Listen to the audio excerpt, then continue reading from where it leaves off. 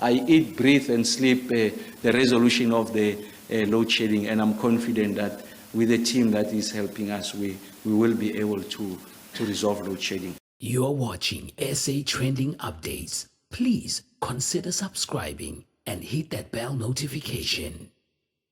Generation side, essentially what you are seeing as capacity available, then makes it possible create an additional buffer for us to have increased levels of planned outages. So I was listening to people having a panel conversation, and in one of the conferences, and someone was saying, the improvements we are making is as a result of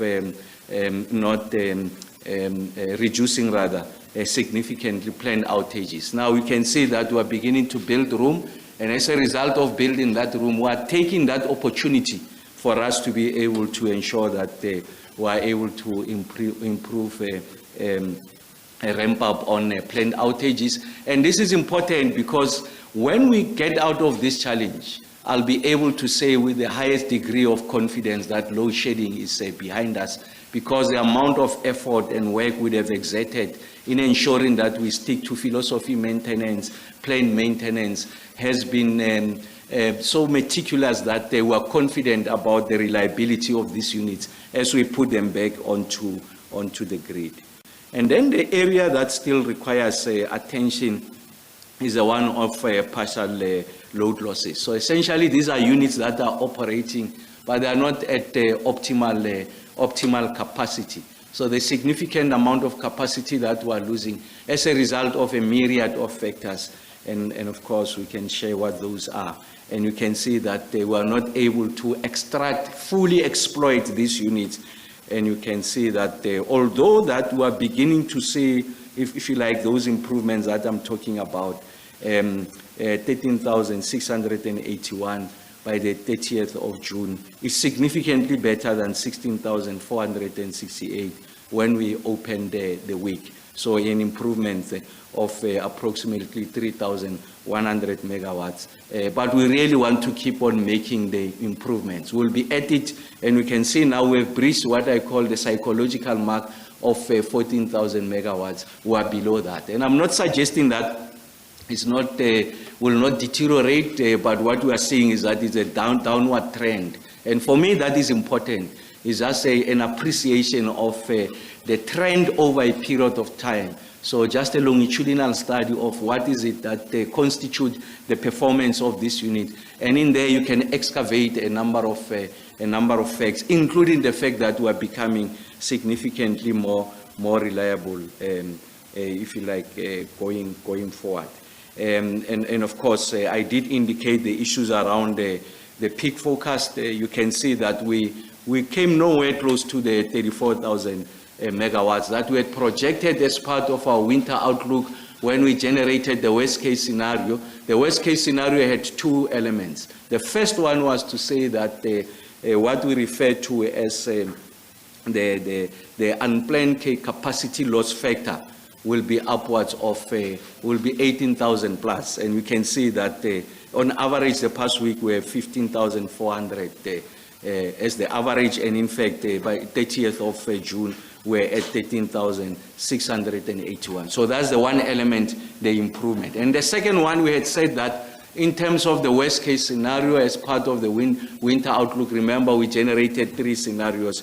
We had projected that the demand will be about 34,000 megawatts.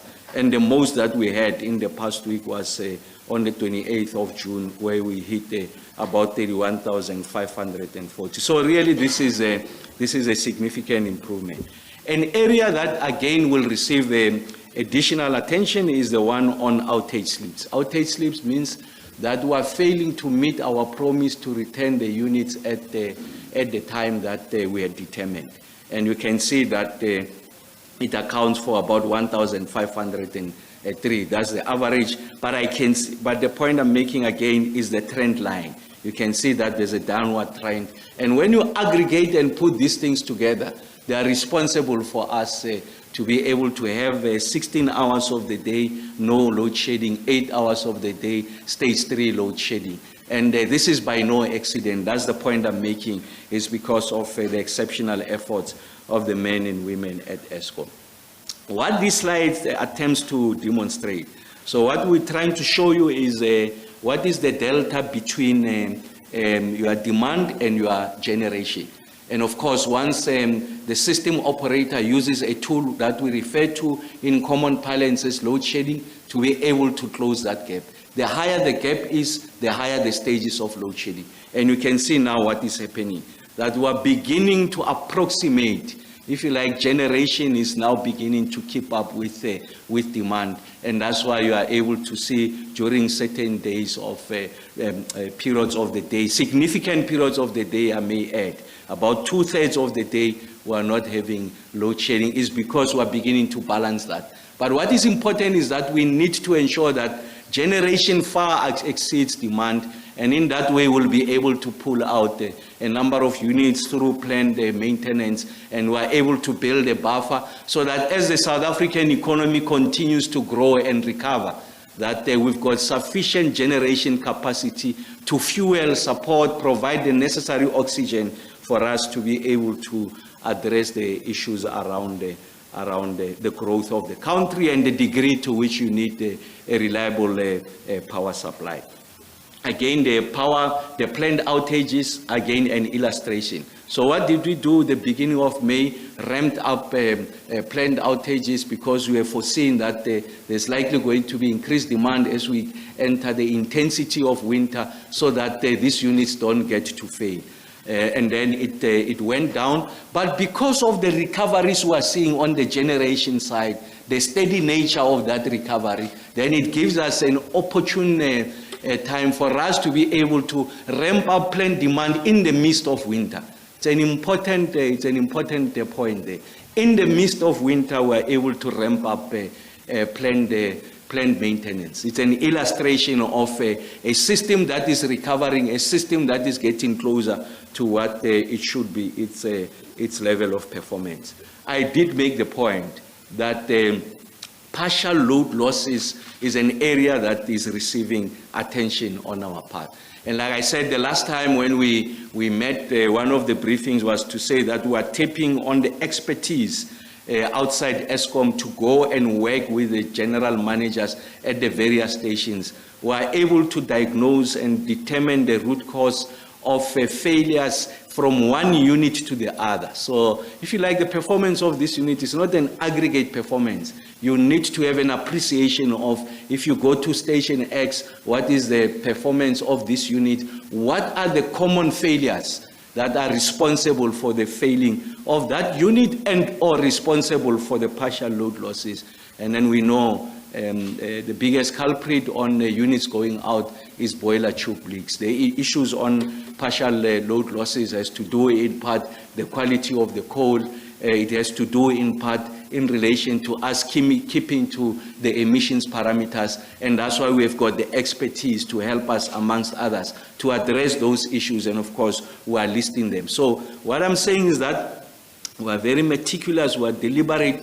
There's a degree of granularity on how we're beginning to understand, if you like, the performance of these units and the kinds of skills and interventions that are required to help us to address this situation. Again, like I said, outage slips are coming down. The last slide I did say now it's about 1,300 megawatts or so. So we moved from a high in May of close to 4,000, and look at where we are. We are just dipping below 1,500. So it's important that you have that appreciation, and that accounts, if you like, for the degree of room that has been created for us to be able to ensure that we have the kind of generation capacity that we are having. Is the issues around also creates a buffer for us to take the units out and get to fix them.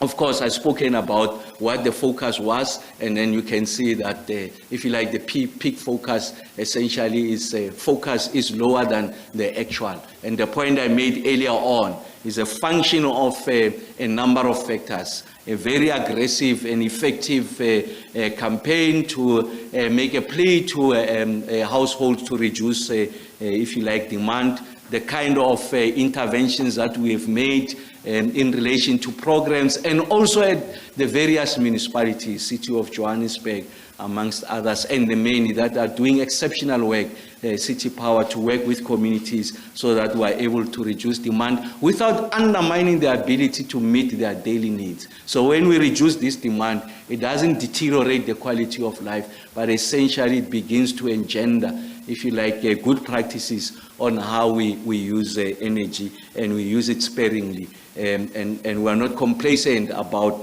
energy being available all the time. Now we are beginning to transition. When I say we're beginning to transition, is that there are steady improvements that we are making on the generation side. I'm very confident that we'll keep on making those improvements. And we know that we're making these improvements outside the 4 units at Kusile. So there's a 3 that went out as a result of the issues around the flue gas desulfurization. There's also Unit 5 that has not come back. It should be projected to be fired by October, and then the other 3 units will come November and December. And then it's also outside the availability of the unit in Medupi. Unit 4, we did indicate to you the kind of efforts that we are making to ensure that we bring it early. We've got a spare generator that we procured from the Netherlands. So it's outside that. If you put those together, essentially you're talking about 4,000 megawatts. And just to put it into context, I did say the last time that 1 percentage point increase is about 477 megawatts. So if you are close to about 4,000 megawatts, so you are really talking about 8 percentage point increases. So when those units come back, you will see that they will be above close to 70% of the energy availability factor. And when we assume this office, when the president made this necessary intervention, of course they called him a bluff, and then we are beginning to make these strides. When we came in, we're hovering at 48% of the energy availability factor, and we can see that there's been significant additions. If you get to 70%, then there would have been, if you like, about 22 percentage points improvement in that. So we are seeing those steady improvement. The area that remains vulnerable is the one on the transmission side, vulnerable on the multiple areas. The first one is that it undermines our ability to bring on board new generation capacity from renewables in areas that gives us the best returns. So if you had to do a wind atlas, the best areas for you to have wind is the coastal areas of the Western Cape and the Eastern Cape. And I did share with you the last time, and you can see here that really you don't have a significant grid capacity. It's exhausted in the Northern Cape. It's about to be exhausted in the Western Cape. It's not sufficient in the Eastern Cape to accommodate the amount of energy that we want to introduce. And then the other one is about strengthening. So you want to reduce technical losses, although we are one of the best in the world, so we will keep at that, but also want to ensure that you continue to provide, if you like, quality supply. You undermine the dips, and really the dips really has to do with the quality of infrastructure at the reticulation level, especially the distribution side, the ones that sit with the municipalities, and some of them they sit with the ESCOM. And when you talk to the OEMs, especially the OEMs in the auto sector, they tell you that a dip can undermine their production capacity. So even you have a 3-second dip in the quality of electricity, some of these robots, they are likely going to lose their memory. The paint shop, you have to discard whatever was in the paint, the body, the part that was in the body, and then you have to restart, and also restarting takes a lot of time. So this is an area that requires attention. And because of the configuration of the transmission network, which is informed by the fuel sources, we are a coal-based economy on the generation side, the concentration of the power plants is in the coal fields of Mpumalanga, and therefore the density of transmission is there in the northern parts of the country. And we know that also consumption, the load, 72% of the load is in the northern part of the country, and that's why you are seeing that concentration. There's a need for us to be able to address the issue of transmission. And I was making the point the other day that we can't kick the can down the road in the similar manner that we have done with generation, when in fact the experts were saying at the time that you need to ramp up your generation capacity outside the performance of the installed capacity, but you need additional generation capacity because you are connecting more people to the grid as a part of the benefit of the victory of the democratic project. But we are seeing the South African economy growing significantly. And therefore, in terms of the projections at the time, that you are going to get to a stage where what you are generating is not sufficient to meet the demand. We kick the can down the road as policymakers, and we are sitting with this problem. We are trying to rectify this problem as we speak now. So we shouldn't do the same mistake on transmission and think that will resolve transmission sometime in the future. Transmission must be resolved today, and it's essentially, it's not on the planning side, essentially it's on the financing side. Eskom is working on a transmission development plan, very competent individuals there, so there's no issue there. The issue is around the financing. We know that part of the conditions that came with the fiscal support that National Treasury gave to Eskom is that you can't borrow. So we need to find better ways or more innovative ways of how we are going to resolve this problem. And I'm happy to say, like I said the last time when we met last week, that we've put a report together on how we think we can come with a solution that do three things. One is that you tap into the very rich liquidity that is sitting with the private sector. And then the second one, that what you do is that you do it in such a manner that you don't relinquish ownership of the grid, but the state is still responsible for the grid. And thirdly is that the system operator at Eskom is solely responsible for the management of the grid. Even if you can have elements or components of the grid that are financed creatively by private sector, having put together conditions that, of course, does not put a burden on the end consumer, does not relinquish ownership, but ultimately ownership and management of the grid resides with Eskom, and that can be delegated to any other person, because really talking about the energy sovereignty, and how you do it, you don't undermine the sovereignty of the country. And that's what our report is doing, and I'll share it with you once it has gone through the necessary approval processes on what we are doing. It's going to be revolutionary, far advanced, and you will see that we are beginning to state the case that don't kick the can down the road. You are going to sit with a transmission problem. I did say that the biggest risk to any possibility, remote possibility of a grid collapse, it's not on your generation side, but it's on your transmission side. Single point of failure, we need to address that. And of course, with renewables coming on board and various parts of the country having built that resilience of the grid, you are likely going to have a distributed generation. And that's one of the ways that you are going to protect yourself from a single point of failure. Here we are trying to show you that there's a significant work that is being done in ensuring that we are able to address the transmission side and extend the possibility of extending the transmission network. So we are going a bit south now, because that's where our problems are, and because the opportunities reside there in relation to renewables.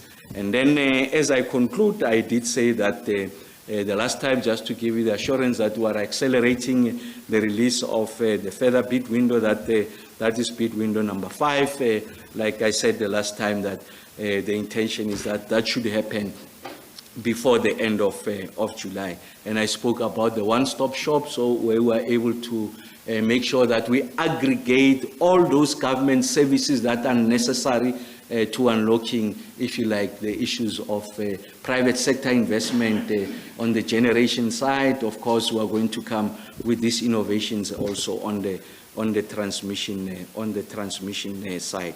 And of course, the point we are making is that obtained a decision on additional ministerial determination and license applications. And the point really we are trying to convey today is that we have made significant progress. We're confident about our ability to take South Africa out of load shedding. The commitment I had made before, working with a team of competent engineers at Eskom, the leadership at Megawatt Park, the leadership of the board under Mr. Makwana. Like I say, I can't overemphasize the contribution of Mr. Nxumalo and his team there at Eskom. We are making significant strides. I want to say to South Africans, like I promised before, we will get out of this load shedding problem. We will build a buffer and ensure that the South African economy is able to realize its potential. Everyone that cares to observe the lie of the land, you can see that the significant improvements that we are making. We are providing some degree of relief. That's not sufficient because during parts of the peak, we have stage 3 load shedding. I want to give you the confidence that we are going to resolve this. It's an engineering problem. On the leadership issues, the President has appointed the Minister of Electricity to provide stewardship to that resolution. I eat, breathe, and sleep the resolution of the load shedding, and I'm confident that with the team that is helping us, we will be able to resolve load shedding. Thank you very much.